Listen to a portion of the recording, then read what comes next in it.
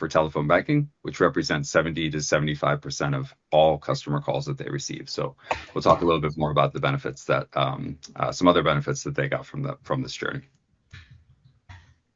Okay, so now that we understand how important IVRs are to our customer experience, this last set of numbers help us to understand where to focus in order to get things right for customers.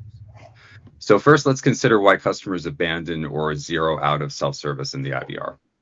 36% say it's because there are just too many options. It takes too long to navigate the menu and even say what they need in order to get queued up to talk to an agent. So this is analogous to customer effort or how hard it is for them to solve their problems. At the same time, 67% say that they abandon because when they believe that the system won't let them fulfill their transaction or provide the capability that they need. And this can be based both on whether the IVR allows them to complete a transaction in the past, and they have experience with that, as much or more to their impression of how natural or capable the system is to understand their issue. So how do we get it right for customers? Number one, we have to make it easy. Customers that upgraded their IVR from the DTMF, directed dialogue, menu-based experiences to natural language are seeing as much as a 69 to 91% decrease in the time spent in the IVR. And this makes sense because instead of taking customers through a long, complicated menu of options, they simply ask them, how can I help? And that's making things easy. Additionally, McKinsey found that personalizing customer experience can drive as much as a 25% improvement in customer satisfaction, and that when businesses identify customers and integrate their backend systems to the contact center to understand why customers are calling and how they can serve them before they ask, they see an additional 2 to 5% containment or just customers sticking with the IVR or the self-service experience and trying to solve the problem themselves. So again, for context, in a large enterprise with high call volumes, McKinsey reported that 2 to 5% containment can deliver between $6 to $15 million in operational savings each and every year. And it's working with customers like NAB that we've seen exactly how Amazon Connect, Lex, and AWS machine learning can lower costs and improve customer experience, all while speeding innovation. So in a moment, I'll hand off to Marcelo to provide a little bit more detail on the features and capabilities that Amazon Connect and Lex deliver to make it possible for any organization to create these natural conversational self-service experiences. But first, I want to just take a couple of minutes to make the power of these capabilities a bit more tangible by sharing examples of how customers have used Connect and Lex to, again, reduce customer effort, speed their pace of innovation, and improve their overall customer experience. So first up is TransUnion. When TransUnion first moved to Amazon Connect, they had on their legacy system, customers were spending as much as 2 minutes just navigating the IVR menu before they could even get queued up to talk to a customer. As they moved their contact center over to Amazon Connect, they added virtual agents and a more conversational IVR experience with Lex and Connect, and saw some really incredible benefits for their customers.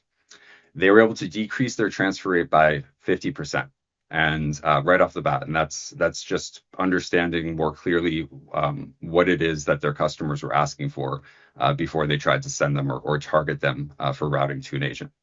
They were also able to decrease the time that customers spent in their IVR from 2 minutes to just 18 seconds. So an 89 or 90% decrease in the time that customers spend navigating the IVR.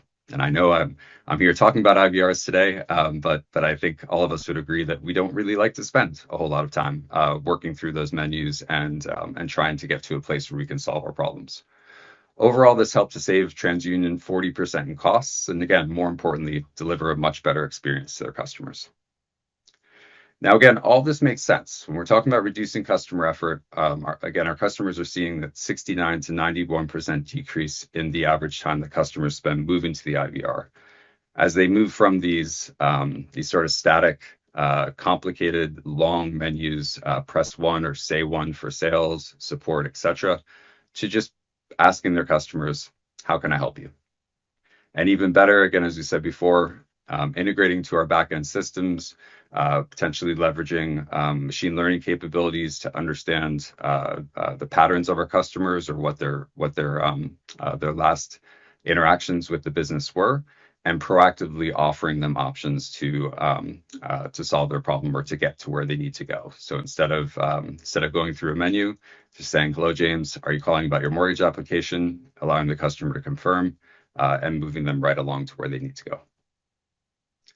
So next step is NAB. Again, NAB got a lot of great benefits from moving their self-service and IVR experiences to Connect, but initially, right off the bat, they were able to see a great benefit and a big change. So they noted that in their old system, simply changing a prompt in the IVR, just making a simple change like that, could take as long as 3 months and would cost them as much as $70,000 to make that change. While with Amazon Connect, it allowed them, it cost them $0, and they're able to do this in minutes. They also talked a lot about being able to run experiments and try different things out much more quickly than they could with their legacy system.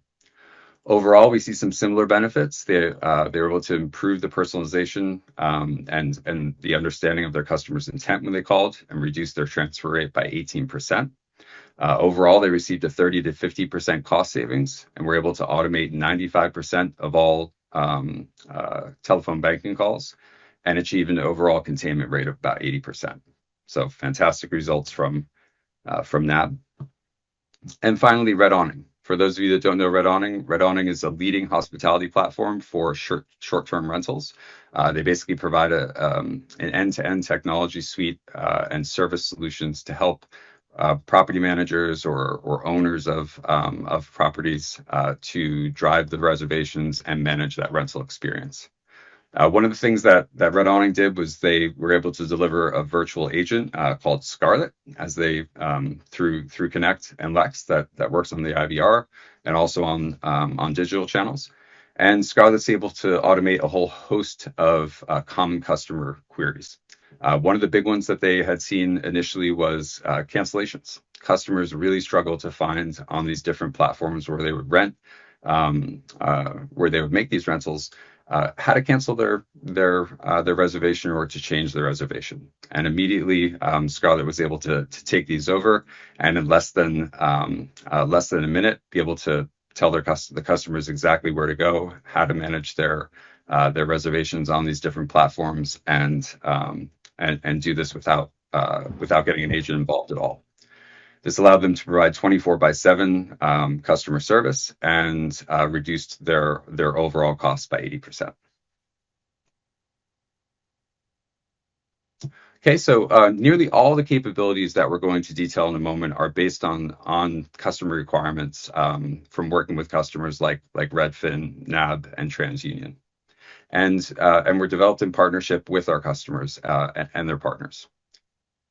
And it's this type of customer partnership model that's really driven the success of Connect overall.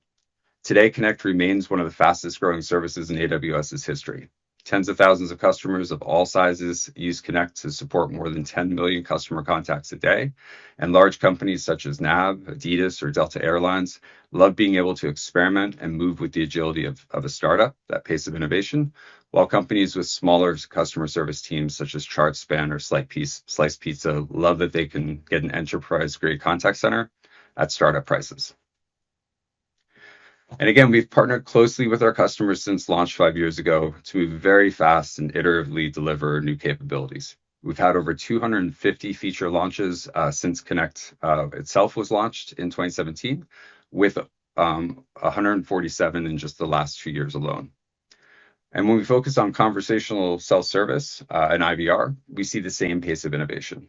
We've gone, for example, from 1 language at launch in 2017 to 35 text-to-speech languages that we can offer to customers in various different voices in those languages, and 27 languages with natural language understanding and speech recognition from Lex. We've also added over 50 significant conversational AI features and over 30 features aimed specifically at improving speech recognition in the IVR, because we know exactly how important it is for businesses to make it easy for their customers to solve problems via self-service. So with that, I'm going to hand it over to Marcelo to dive into exactly how we empower designers, developers, and business users with these capabilities. Over to you, Marcelo. Thanks, Jim. Can you see my screen? Can you see the slides? Sure can. Okay, awesome. Thank you. So let's talk about Connect IVR powered by Lex. So we'll talk about some of the recent innovations that we have taken to market as a Connect IVR solution. And I'm going to dive deep in some of the strategies on how to enhance the transcription quality or the speech recognition of IVR as you build those experiences to your customers and migrate legacy IVRs to a conversational AI experience. So I'll quickly go over the IVR development lifecycle and the features that impact that lifecycle. Then I'll go very quickly into the dialogue strategies, how to increase the transcription, especially for speech. And I have a brief demo on that one of my colleagues, Thomas, has done to show us how the power of Lex plus Kendra and large language models can impact your FAQ or Q&A capabilities. Let's get started. So from an IVR customer lifecycle, we come from the migration, the effectiveness of migrating legacy IVR or traditional IVRs from directed dialogue to the conversational AI experiences that we can build in Amazon Lex and Connect. We design and build these services with a variety of tools, and I'll show you the tools that we have created in the last few years to actually make that experience easier and more palatable to our end customers. Then we monitor those experiences and we tune them to make sure that we keep increasing the accuracy of our bots and the effectiveness of the self-service bots, for example, to the customer experience that we're trying to build, therefore innovating with conversational AI workflows that allow our customers to enhance their capabilities as they talk to our different systems. So let's talk about how we empower designers, developers, and business users, especially the business users, in terms of making those migrations and create that journey from a legacy IVR to a conversational IVR. So from a migration point of view, we start with what we launched earlier this year, and we already had for the past 2 or 3 years, which is templates for different pre-built bots that can be used for different services like financial and insurance, retail, telecom, and travel. You can use these templates to start a bot with intents and slots to actually create the experience that you're looking for with a starting point. The migration is not only done by starting with a bot, we have also partnered with Marcelo, sorry, I don't mean to cut you yeah, off, but before you move on, those pre-built bots are now available directly within the Lex console, right? So customers can that's find correct. those That's a very very easily. good point. Yeah, they're all available in the Lex console for you to start creating those pre-built bots within Amazon Lex. We also partner with NeuroFlash to create an IVR migration tool that takes your VXML applications and grammar files and migrate those files into an Amazon Lex bot, a Connect flow, and continues to use your grammar files to identify the inputs from the users and the type of inputs that the users are providing. So the IVR migration allows you to upload these VXML files and your grammar files. Once you upgrade those files, it transforms those files in Amazon Connect flows, Amazon Lex bots, and the grammar files that can be used to collect user input. We also have built a lot of new capabilities into the build and design experience of Amazon Lex with 2 new features, which is Amazon Chatbot Designer and the Visual Builder. So let's talk very quickly about the Amazon Chatbot Designer as I go through the process. Amazon Lex Chatbot Designer allows you to take conversational transcripts between a human and the agent and transforms those transcriptions into Amazon Lex bots or chatbots. So as you feed perhaps months or weeks of transcriptions of the conversations between a user and an agent, real live conversations, we can actually take those conversations, identify and cluster intents out of those conversations, and identify how do the customers actually request those intents, therefore creating an experience that allows you to build a bot from those conversationals, from real life conversations between agents and the end customer. We also created a new visual designer that allows both business users and conversational designers to build an experience around Amazon Lex without ever having to touch any code. So it's a no-code visual experience that allows you to create an end-to-end experience within Amazon Lex, all the way from prompts to intents to the different conditions that may exist based on the type of users or responses that you have in the system as the user is identified, or responses or slots are collected from the user to build a flow without having to touch a single piece of code. So you not only build the conversation workflow, but also the business logic in which you can use to, for example, create a loyalty program where customers that are premium, for example, if you're creating a premium and a gold service, premium customers, once identified by the workflow, can actually have preferential treatment or go to a concierge service or be transferred to an agent to have a better experience or some differentiated booking services, for example.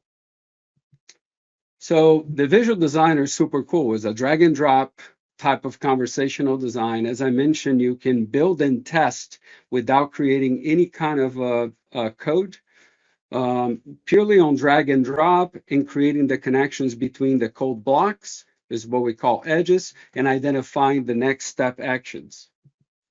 Also has automatic test for errors and the addition of path failures. So if you are through the system and you forgot to connect some blocks or never created a path for a fallback intent, is what we call when nothing matches. I don't match an intent, I don't match a slot, what should I do?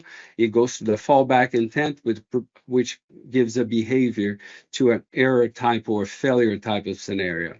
So Chatbot Designer creates all these connections for you automatically as you're building the experience, and also incorporates what we call conditional branching, which is the capability of creating next steps on the workflow based on conditions. As I mentioned, the concept of creating a premium experience where the customer can actually be sent to a concierge service once they are identified as a premium customer, or they provide some input that puts them into the category of a premium service. We also create a variety of tuning capabilities to the models, to the language models that exist within Amazon Lex, both at build as well as runtime. One of them is custom vocabulary, which allows you to create a vocabulary of custom words, may be proper nouns, may be acronyms, may be things specific to your business, to your model, that add to the larger lexicon or corpus of a language within Amazon Lex. And that particular corpus or that particular custom vocabulary is then used to train the bot. And you can do this in a variety of ways, which I'll show you in detail in a few minutes. Okay, I think one of the most important things for everyone to realize as you're building bots is that there are some inherent features of the Connect IVR with Amazon Lex that need to be taken in consideration. One of them is the concept of dialogue hints.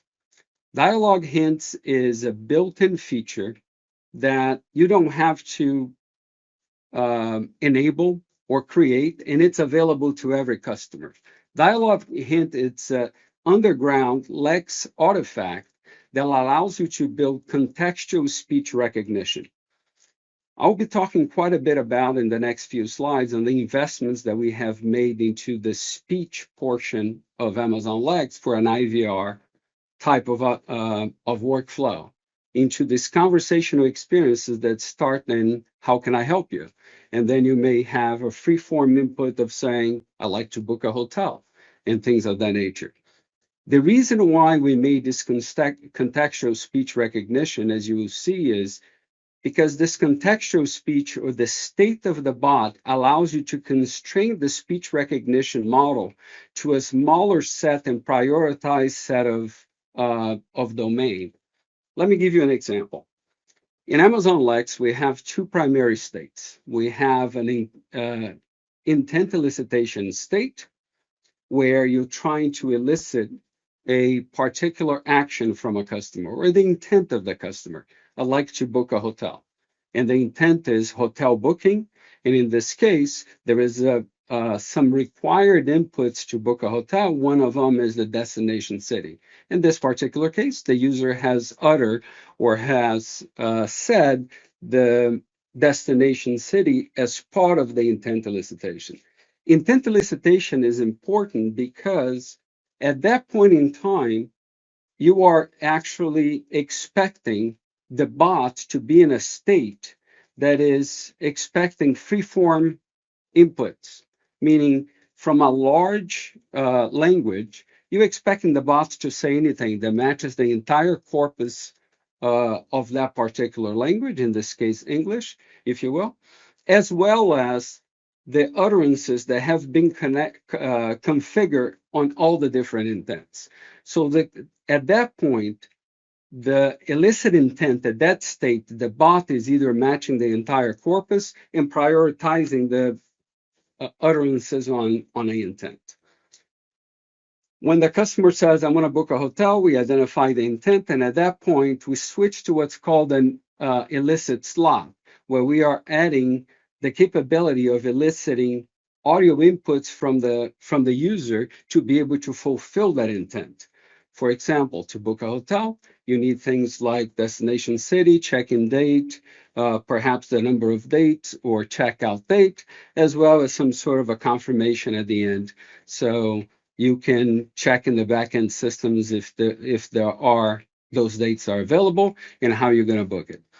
The beauty of this states in Amazon Lex is that once you move to an elicitation state and you're eliciting a slot, for example, in that particular state, the slots have different types, different built-ins, either a custom slot where you have created your own lexicon of possible words, proper nouns, could be stock quotes and things of that nature, as well as things like the built-ins in Amazon Lex, like a date, a number, a name, and so on. In this case, Amazon Lex is eliciting a slot based on a date. And at that point, the speech recognition is now constrained and prioritize a date. So the likelihood that the speech recognition will be able to transcribe properly a date that's uttered by a customer is higher. It doesn't mean that you cannot say anything else. In the middle of the elicitation, you still can say, I want to talk to an agent. And that will move the state of the bot to now elicit an intent, which is an agent intent, and then we'll do the appropriate actions to fulfill that intent.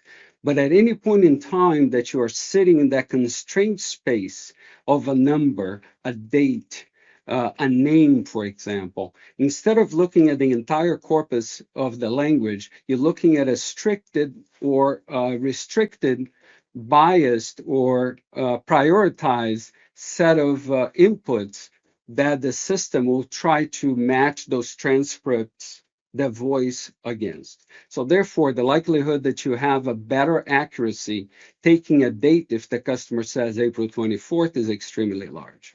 Same thing with numbers. So now the bot says, how many days you're planning to stay? And they say 5 days.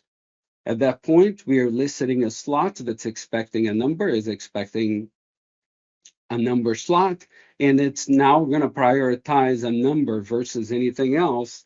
But again, it doesn't mean that the customer cannot change its mind, move intent, or say something else, and the bot will deal appropriately with that. But at least for that particular transcription, we have restricted domain to a number to better understand what the customer is looking for. Therefore, after collecting everything, we can then go to the confirmation. The customer says, yes, I want to book a hotel from the 24th for 5 days. And once we get through it, we provide confirmation based on fulfillment, and there it goes.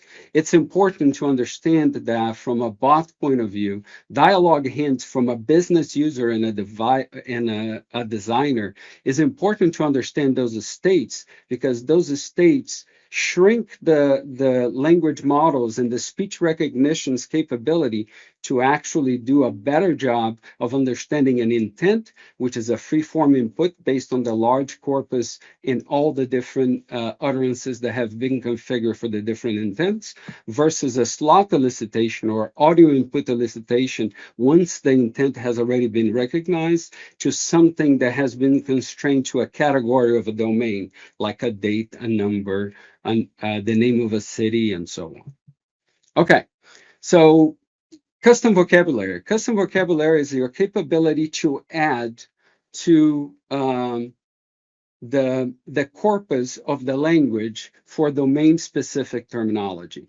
So you can do this in two ways. You can do this in the intent, as the customer is using these free-form inputs. How can I help you? And the customer can say basically anything, and it says, I want to open a Vanguard IRA account. Vanguard being in a specific type of account may not be recognized by the large language corpus that exists part of a language, may not be very common, may have acoustic confusions and things like that. And you want to prioritize that particular type of account because it's part of the lexicon of your company, right? At the same time, you can easily elicit a custom slot and add brand names to it. Or you can add pretty much anything you want, stock quotes, stickers, and things of that nature. And at that point, you can also use custom vocabulary to bias the transcription towards those. So to better understand things that are not common in the English language, for example, if we're talking about the English model in here, in terms of brand names like AWS service names like Megatron, Cognito, and things of that nature, they may not happen in the normal conversational lexicon of a language model. The cool thing about it is this is contextual speech recognition. All the custom vocabulary that you add to that intent doesn't influence the slot and vice versa. So if you want to make them both have the capability to take those proper names and transcribe them with a higher accuracy, you can actually add them to both spots, both on the intent as well as at the slot level. Runtime hints is actually another thing that we have added, which is like a custom vocabulary on steroids. So all the things that we have talked previously were done at build time. You create a custom vocabulary and you train the model based on what that custom vocabulary is, in addition to the language model that exists within Amazon Lex, plus all the built-ins for dates, names, and things like that within a particular language. And then you can add your custom vocabulary, you train, you build the model, and once the model is released, you use that bot with that model to do the transcription and intent classification via natural language understanding. Runtime hints, on the other hand, is used as you are using the bot.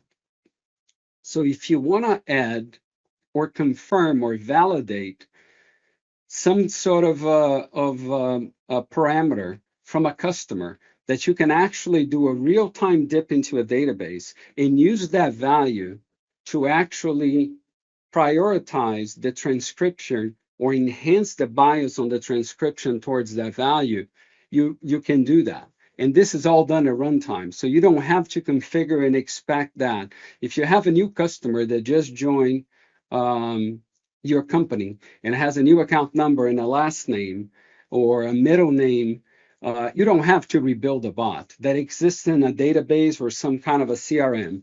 And during the process of actually using the bot or the customer calling and using a self-service workflow, for example, how can I help you? I'd like my check balance. What is my account number? And you say the account number 1234556. You know that part of this account number, the process of identifying the user, let's assume you already identify the user via some automatic number recognition or identification. And then you now need to validate that this customer with this phone number calling in has this account number based on a mother's maiden name. Names are extremely complex to understand, especially over 8 kilohertz telephony systems with noise and potential issues on the line for mobile and coverage and all these kind of things. Therefore, you want to have at least a value that you want to make the transcription bias towards the value if the customer says anything close to it. So for verification purpose, can you provide your mother's maiden name? So within that process, we did a dip in the CRM or in the database, and we came back with Whitaker. When the customer utters Whitaker as the mother's maiden name, at that point, we are biasing towards that, or we are prioritizing the transcription towards that particular value. Yeah, again, it does not mean that at any point in time the customer cannot say anything. I'd like to talk to an agent and things like that, and we will not switch the conversation to a new intent. It's just that at that point in time, with that runtime hints, we are prioritizing the transcription towards the value provided, therefore creating a better transcription and a better customer experience. The other one is the spelling support. We have two types of spelling support for disambiguation. Again, very common, and we do this ourselves as humans. And when we call an agent, anyway, we can use things like spell by letter to make different names easier to spell, or where they have confusion, phonetic confusions, for example. So what's your first name? Zachary, and the customer and the bot understands Jeffrey because they're phonetically similar, and the bot confirms, is that your first name? And you say, no, that's not, Jeffrey's not my first name. At that point, you can re-engineer the prompt to say, can you please spell your name one letter at a time? And you go Zaveri, and now the bot understands, and thank you for confirming, right? The other way of doing, to even get more disambiguation on the spelling cues, is using the type of cues like NATO type of spelling, which is where you do A as in alpha, B as in beta, C as in Charlie, which is what commonly we do. So the process is the same. What's your booking ID? And you give A, B, C, 1, 2, 3. P, B, Z, D are usually letters that have acoustic confusion. They are easy to miss, especially over telephony and 8 kilohertz systems. Therefore, you could ask for some sort of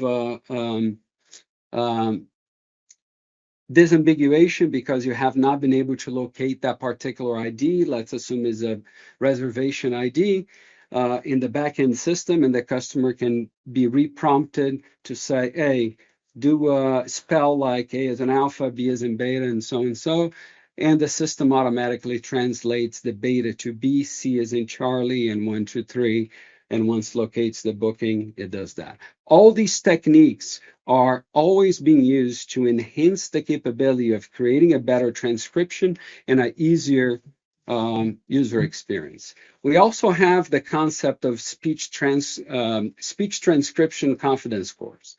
And these are used to create different dialogue strategies based on the confidence that the system has on the transcription itself. It gives a score from 0 to 1 in terms of percentage, and 1 is 100% confident the transcription is exactly what the user said. And with these transcription confidence scores, you can set thresholds to say, if above 80%, confident on that transcription, I'm going to go ahead and take that value and move on to the next step or the next action. But if it's below, if it's between 80% and 60%, I'm going to confirm with the customer and say, hey, did you mean Michelle? And you get three transcription confidence scores in this case, you're going to see in a minute.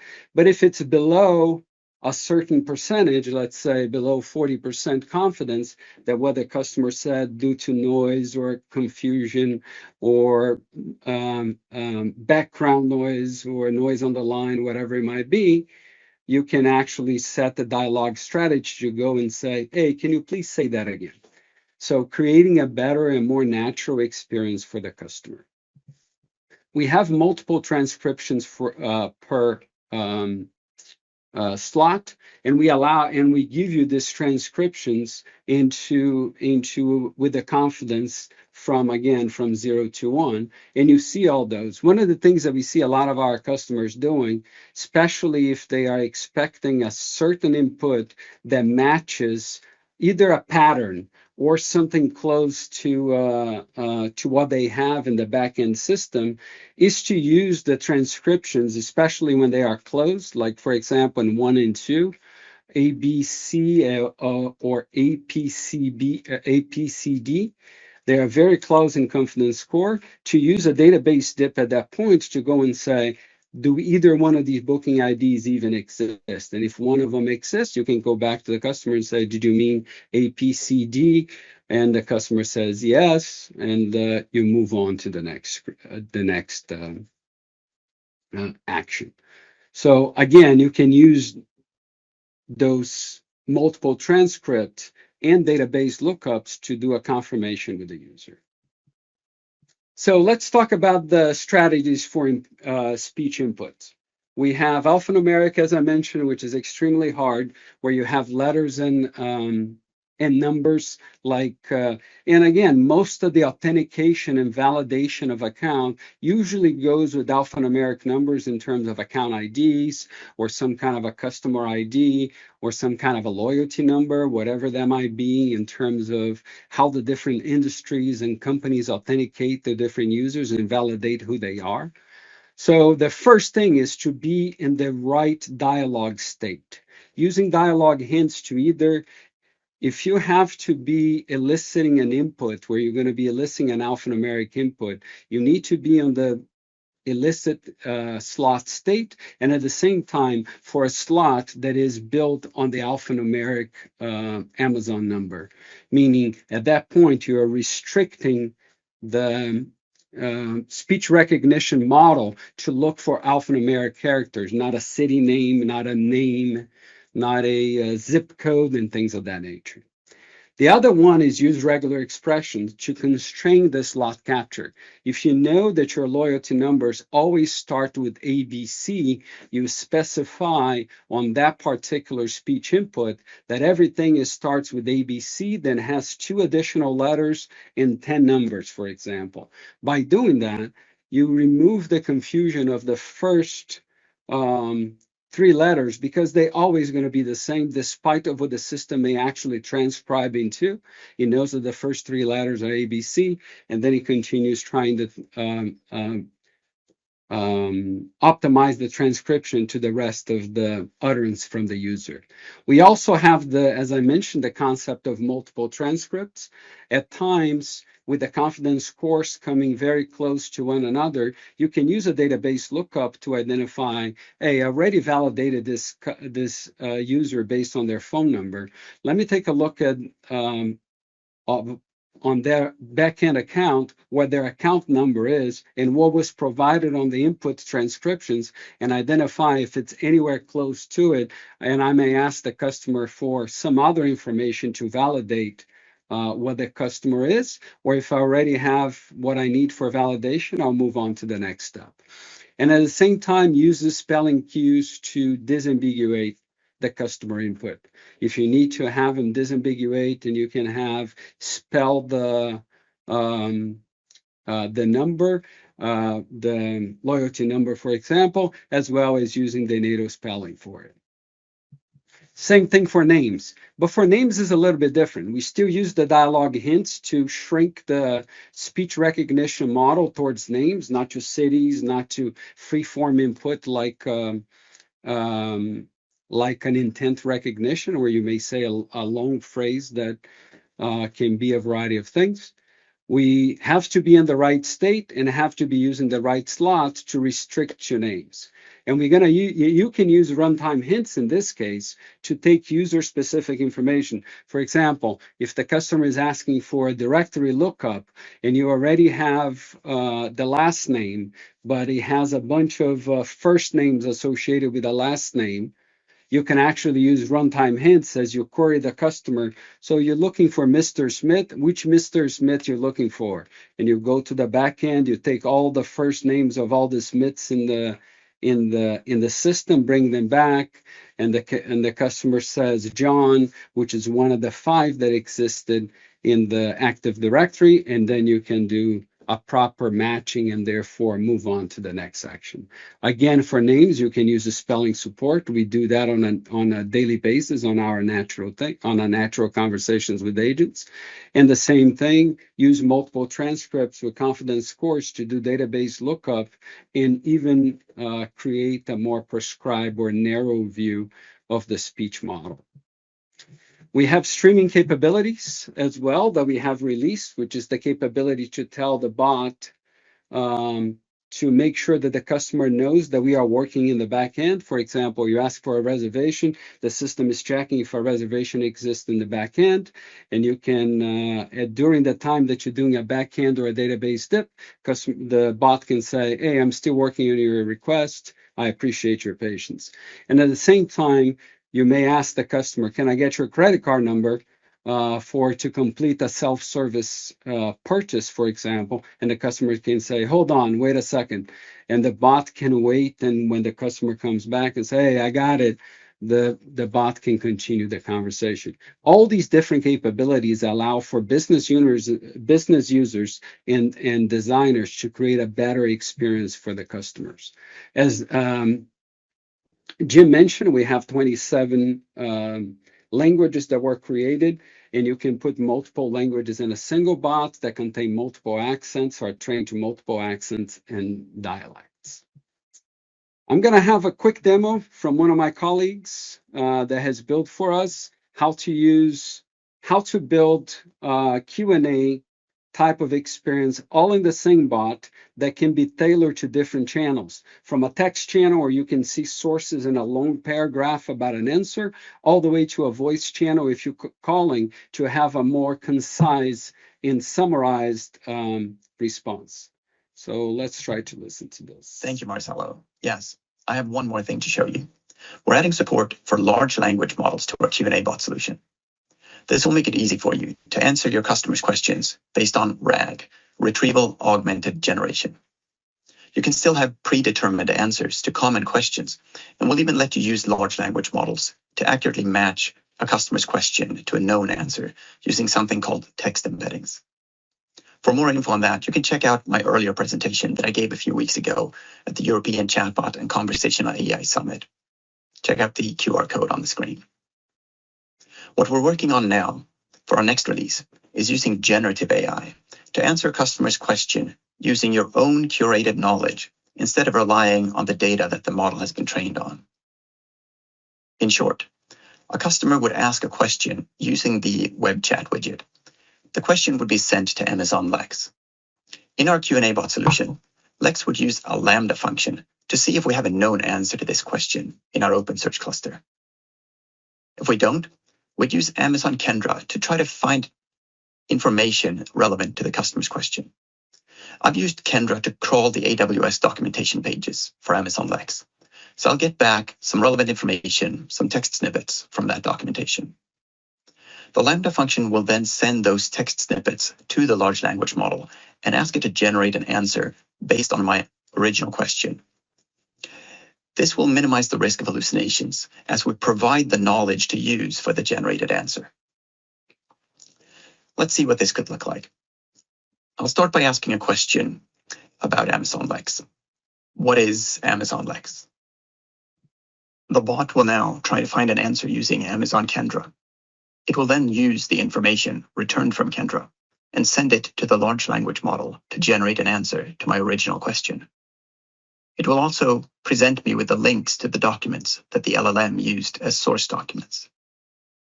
Let's ask a follow-up question. What are common use cases for it? Here you can see that we're saying it rather than Amazon Lex. We're keeping track of the conversation, and we can refer back to things previously mentioned in our chat. Now, if I were to ask something that we don't have information about in our knowledge base, something like, how far is it from the Earth to the moon? The bot will tell you that it doesn't know, rather than try to make up an answer. This solution can also be integrated into a contact center to answer questions over the phone. You can also configure the prompt engineering to provide shorter, more to-the-point answers over the phone channel, rather than longer bulleted lists that you might want over a chat channel. Welcome to the Generative AI demo bot. Ask me a question. What is Amazon Lex? Amazon Lex is Amazon's service for building conversational interfaces into any application using voice and text. Any other questions? What are common use cases for it? Amazon Lex is used to build conversational bots and applications using voice and text. Common use cases for Amazon Lex include creating chatbots and voice assistants, building conversational interfaces for applications, integrating conversational capabilities into devices. Any other questions? Back to you, Marcelo. Thanks, Don. So as you can see, we have a variety of different things. Stay tuned for new announcements coming in the next few months. On Amazon Lex, we have as Jim mentioned, a very long and large roadmap coming for the next throughout 2023. Looking forward to speaking to you all a little bit more about Amazon Lex. Take care. Jim, back to you. Awesome. Thanks, Marcelo. And thanks for that great demo. So I'm sure we've got at this point a number of questions that are coming up. Let me know if you can see my screen. I'll just go through a couple last slides. Is that coming up? It is. Yep. Great. All right, so I'll talk quickly about some next steps, and then, like I said, we only have a few minutes left, so I'll move quickly through these and make sure we have some time for questions. I know that if you're a customer online and you're thinking about either migrating to Amazon Connect for the first time or improving your current Amazon Connect environment with more self-service and conversational AI capabilities, this can be daunting, especially for customers moving over to Connect for the first time. There's a lot of the common challenges we see are the amount of invested time that you might have in these conversational or self-service experiences in your IVR, the need to maintain your existing deflection rates. We talked in the very beginning of the of our chat today about the kind of return on investment, the kind of savings that organizations realize when they effectively implement self-service, and even when they don't necessarily effectively implement it, and it's still providing a great level of savings. So ensuring that you maintain those existing deflection or containment self-service rates, or improve on them is of course a key challenge that we often see and work with customers to work through. Integrating to third-party telephony systems from your IVR from your environment is also a common challenge. And finally, just finding the experience, the people with the experience to actually create these type of experiences. So one thing that we know in working with our customers and many customers in this area is creating self-service experiences, conversational experiences, and in particular speech self-service and natural language experiences requires a very specific skill set. And these skills can often be difficult to locate and may not exist in your organization. Just very quickly, of course, we've worked with many customers on this and are able to augment the skills within our customers' organizations with a variety of different models. So being able to implement these solutions start to back through either AWS ProServe or our skilled partners, or to augment our customers' teams with our partners that have, again, demonstrated skill and success in these areas in particular, in order to help you create these experiences successfully. So with that, some next steps that we might recommend would be to engage with your AWS representative and schedule a Connect IVR deep dive demonstration. We'd love to go into more detail on these subjects with you. We have, again, a proven IVR migration methodology that we can cover with you as the next step in the conversation, and also go through an IVR migration or optimization discovery workshop. And finally, probably really exciting for tomorrow, we have a follow-up presentation to this, which is more technical focused. So for your technical team members on Amazon Connect IVR and Conversational AI, you can find it online, or just go ahead and scan this QR code in order to register for that session, or pass it on to other members of your team. So with that, also, of course, another QR code that you can scan to tell us how we did, and if you got value from this presentation. We certainly hope you did. We very much enjoyed preparing it for you today. So with that, I will stop and see if we have any questions.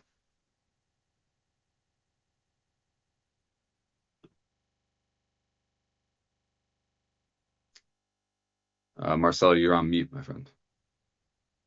We have the team answering chats on a very fast pace. So great. All right. Well, if there's no questions, again, oh, sure, Brad. Absolutely. Assume you wanted to scan the code there.